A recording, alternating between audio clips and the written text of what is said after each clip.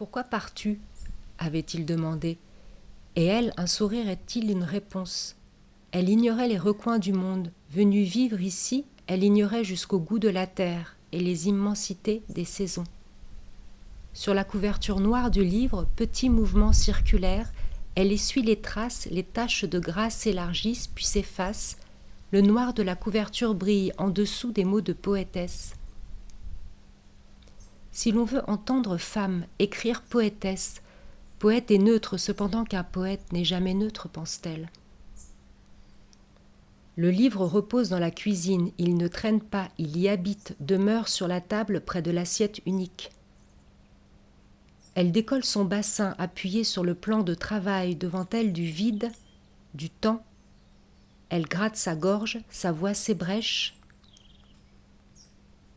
Que de jours ont passé depuis hier déjà, le monde a changé, le monde bascule, elle entend très distinctement la chute, interminable, de chaque feuille. Délicatement, très délicatement, elle broute sur son bras la ligne verte des fougères, les crosses fondent sous sa langue jusque sous ses aisselles s'étendre. Elle avait dépassé le caprice, son départ véritable, elle le ressentait dans la condescendance des nantis.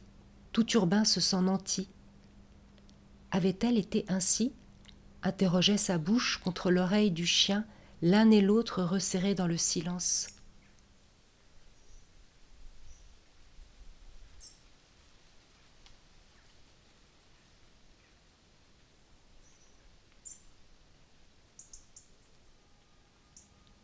La terre, gras, elle, l'assiette, sa voix, feuille, sa langue, sa bouche.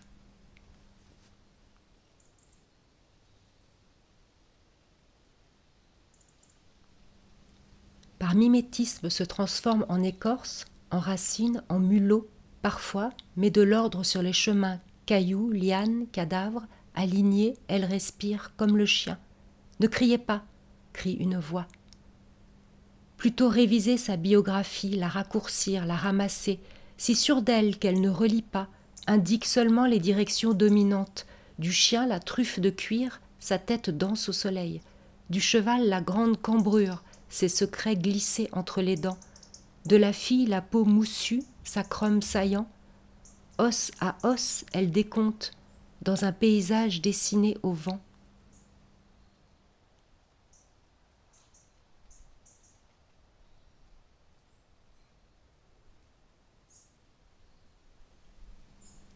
Cri, danse, vent.